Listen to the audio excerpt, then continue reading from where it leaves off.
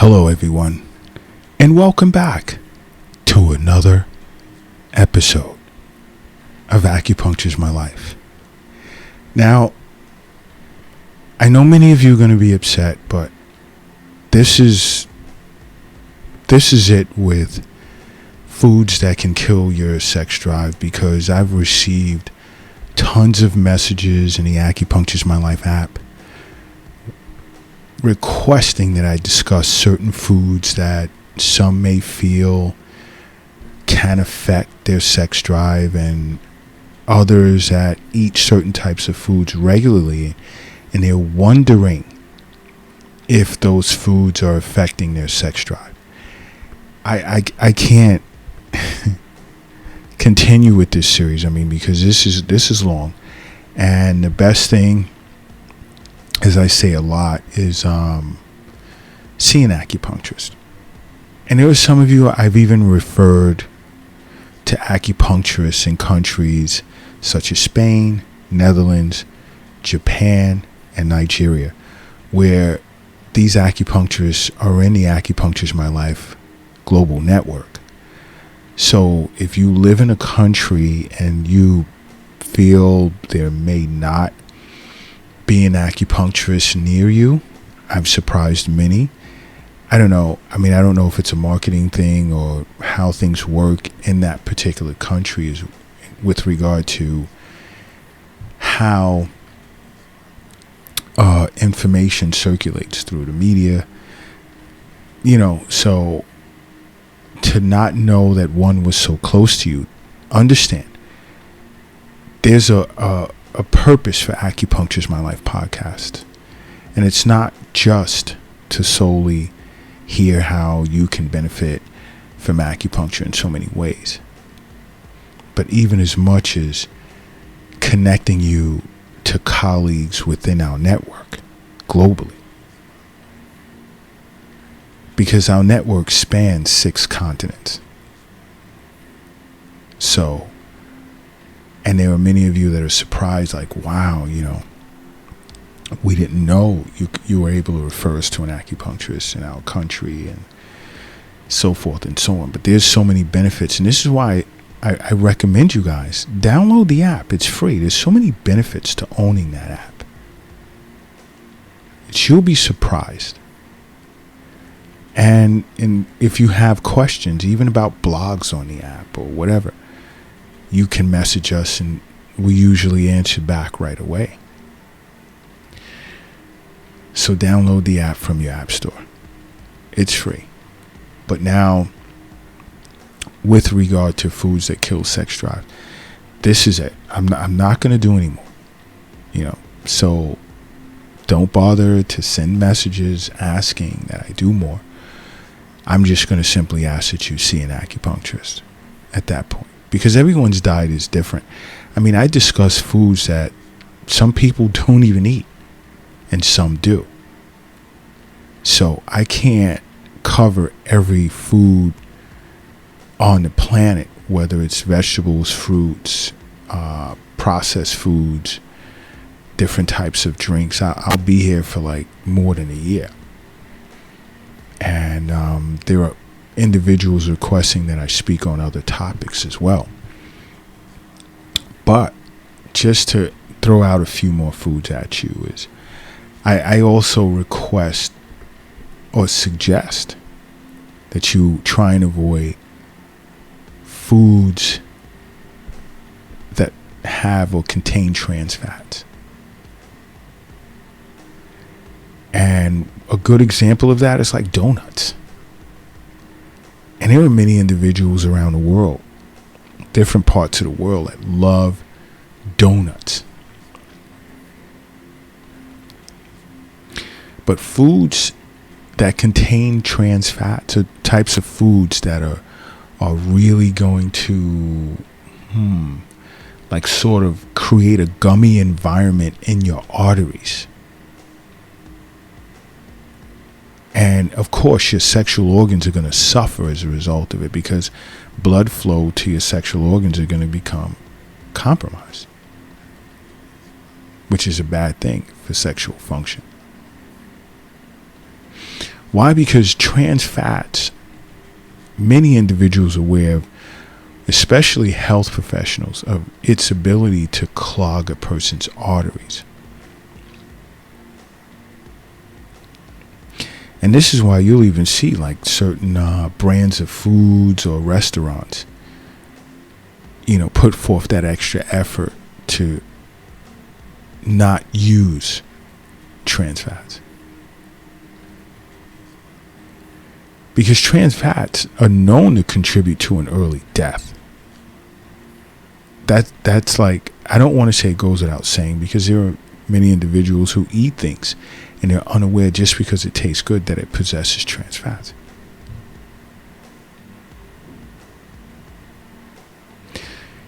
Your sex drive is going to suffer as a result. And I know I'm going to get questions as, Dr. Lott, what types of foods possess trans fat? Processed foods for the most part. The safest way to go is to eat healthy, organic fruits and vegetables and grains and red meats that are grass-fed, wild fish. These are the safest routes. I mean, nature gives us our meals and our snacks. It's just that we choose not to eat what nature has given us and have decided, hey, we'll create our own snacks and meals from garbage. Things that have no nutritional value to them. And then we'll just put tons of sugar in it. And then boom. Oh my gosh, you add some color. That is so delicious. Okay. But something else, and yeah, I get a lot of kickback over this next form of food, or beverage rather, and that's coffee.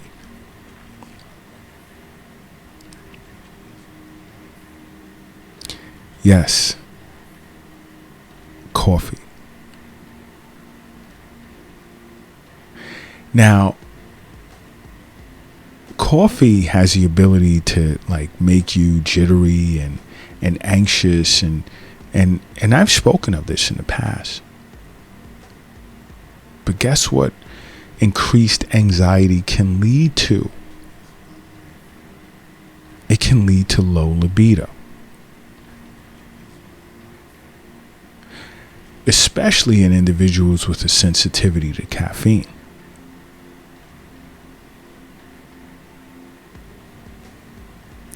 Now, I know I'm going to hear from some, especially guys, and I've heard this plenty of times in the past, coffee sort of gets me going in the bedroom. Can it? Yeah.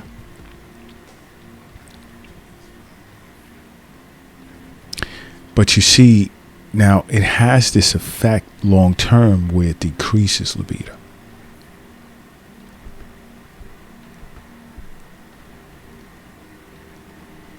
It's another way of saying it exhausts chi, because when you're always revved up, you're burning your chi. And coffee causing anxiety, that's what's happening. And then eventually you become chi deficient. And this is what I mean long term. And then you look, especially guys, to perform in the bedroom, and it's just not happening. It's not happening. Now, another I know is going to shock you is broccoli, which is a cruciferous vegetable. Broccoli can affect a person's sex drive. It can actually dull a person's sex drive. And not just broccoli, but let's say cabbage and Brussels sprouts, which tend to affect secretions, including men. and including semen, as well as sweat, urine.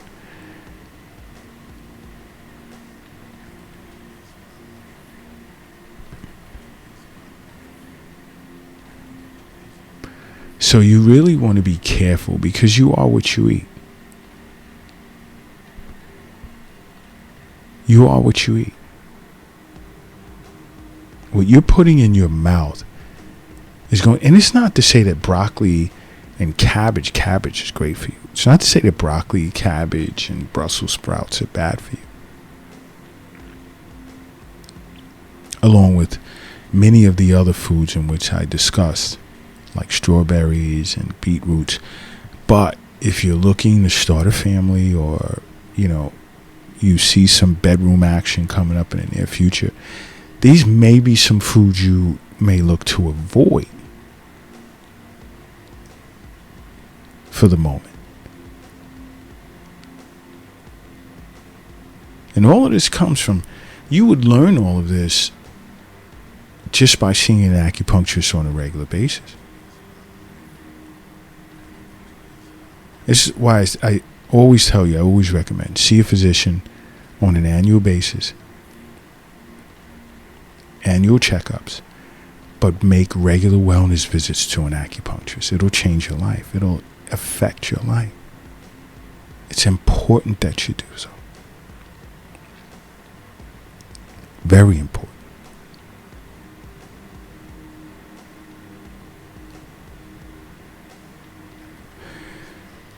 You have to understand something, and I say this over and over. Health is wealth. The wealth, it's not under the doghouse in the backyard. It's not under your mattress, and it's not in the shoebox in the closet. It's not in an app on your phone. The wealth is not in the bank. It's not in a cryptocurrency account, nor is it in a safe. And the wealth is not in your pocket, your wallet, nor your purse. It's in you. It's in you. And it's all about you knowing what's good for you, what's bad for you, what's good for you, but at what time of the day or year, or when should you eat it. Because again, it's about balance. And when yin and yang is in balance, self-regulation takes place. I mean, you're not worrying about a lot of things in life. You can't eat broccoli year-round. You can't eat steak year-round. Or you shouldn't, I should say. You shouldn't eat one particular fruit year-round. And the same applies here. And a lot of these foods that I'm discussing that are actually healthy for you in some ways, but not in others. There's balance. It's about balance. It's good and bad to everything. And that's to help many of you that are confused that listen to some of these Eastern nutrition discussions. As many of you are not emailing, that you're messaging me on the app saying, but I thought you said this was good, and I thought you said that was good. But sometimes I do highlight certain points in foods that it may not be a good time to eat that particular type of food, depending on what you have in mind to do. But another form of food is asparagus. Asparagus. You want to be careful.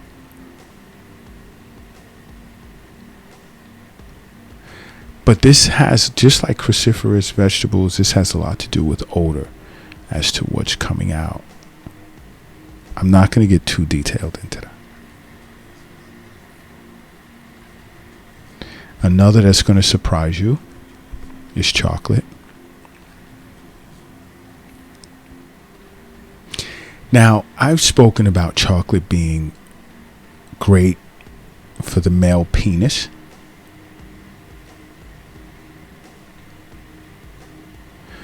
Because it can be seen as an aphrodisiac, because it sort of like stimulates this feeling of euphoria and love. But there's another side of the fence to this. Some chocolate has been proven to suppress testosterone levels and cause low libido. So you want to be super extra careful. And another, and this isn't a form of food, but I want to close on this because, again, I'm not going to just sit here and just try and cover every form of food on the planet and how it affects you and affects your sex drive, because there are foods that boost your sex drive, and I'm going to do a podcast on that sometime, I'll safely say in the distant future, so stay tuned. But lastly, I want to say is be careful of the meds that you're on. Now, you may have been prescribed medications by your physician and you don't fully understand the side effects. And the side effects of a lot of medications out there is linked to the destruction of sex drive.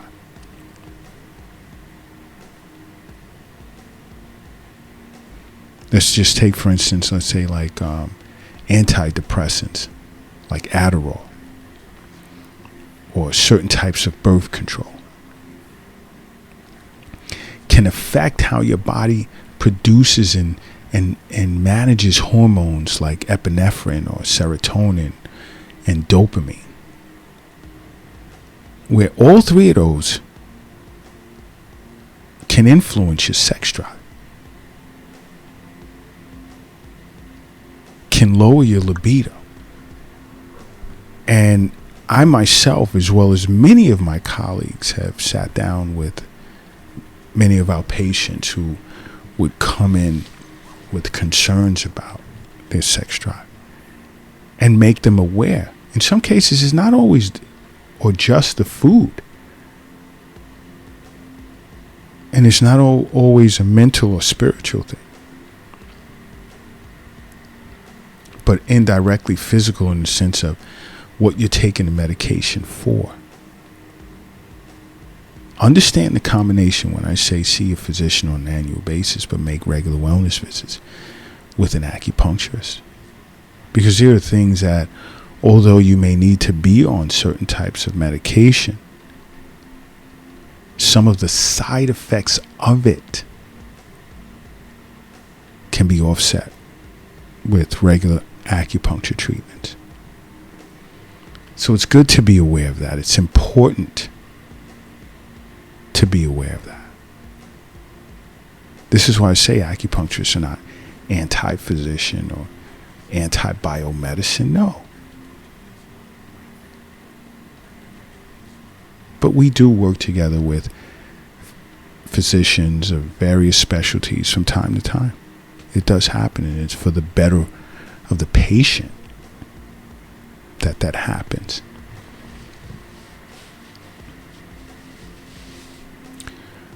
But it's good that you understand and even sit with the prescribing doctor to discuss the side effects of the medication.